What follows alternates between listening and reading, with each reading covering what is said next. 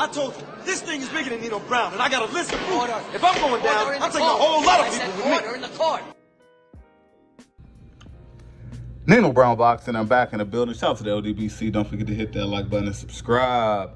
So, man, I watched this, I watched the press conference, PBC, Sean Porter, Errol Spence, Sean Porter, however you want to put it. And, in the last week or so, I've been watching Spence highlights. I've been watching Spence fights over. I've been watching Sean highlights and Sean fights over. I've been listening to both of these guys in detail. And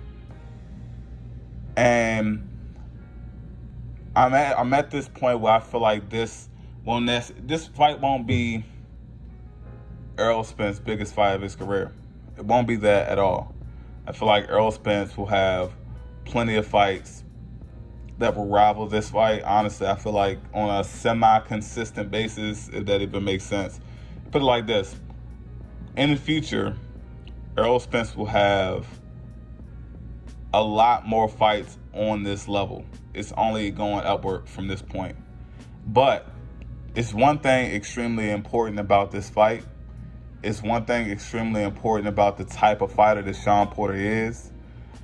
His type of style, his work ethic, his heart, and just his overall durability. I feel like Errol Spence is going to have a dominant performance and he's going to win convincingly. But even though that ultimately ends in Errol Spence becoming a unified welterweight champion with the WBC and IBF belts, I feel like the biggest accomplishment with this fight is definitely going to shed light. Honestly, I feel like it's going to go beyond shedding light. It's just going to be Errol Spence's introduction into him being an elite fighter at 154 and an elite fighter at 160. I say that because we all understand Sean Porter's style. We know the level of opposition that he's faced. It doesn't matter if it ended a win or a loss. Sean Porter, he traditionally fights good competition. But Errol Spence, I personally believe he's on a different level. And I feel like the fact that this is a unification bout, the fact that this fight is Errol Spence's second pay-per-view, the fact that this is an opponent in front of Errol Spence that has the type of style that will create an exciting fight. This will be the fight of Errol Spence's career that will push him through to a different tier.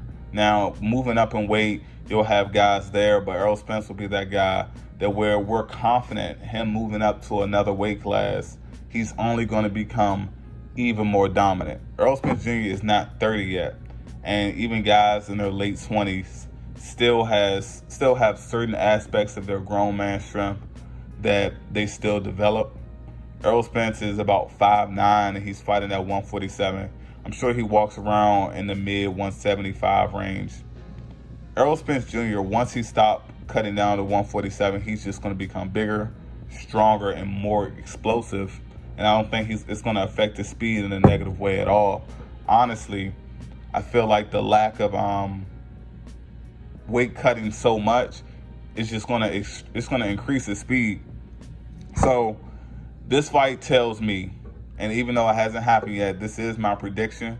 After it happens on Saturday, this will definitely be the fight that shows that Errol Spence shows the world that he is a dominant force to be reckoned with. He's definitely the future. And even though Manny Pacquiao is still an active fighter, even though Floyd Mayweather likes to float in and walk away from it, have exhibition fights, this will be that groundbreaking fight that completely pushes these older guys out of the picture.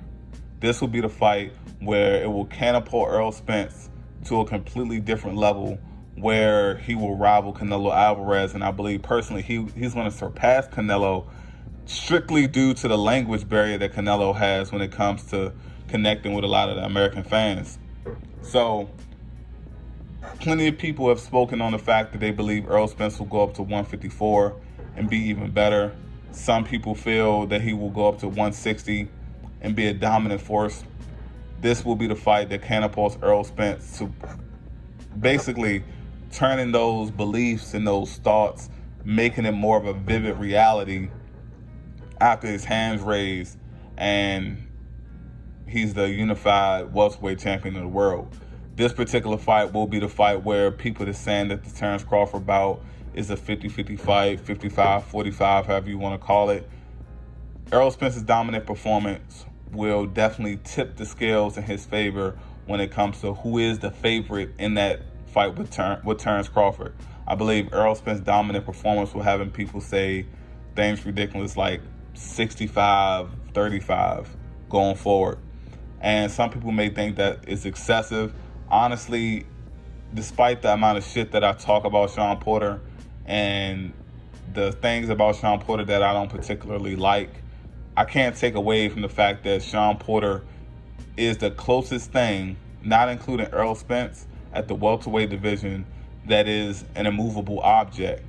And Errol Spence is going to make history by not just beating Shawn Porter on the scorecards, but beating him in devastating fashion. And I believe he'll stop Shawn Porter. And his hand will be raised. He will be victorious. And this will begin to segue into Errol Spence being a dominant force for years to come. It's Nino Brown Boxing. Shout out to the LDBC, and I'm out.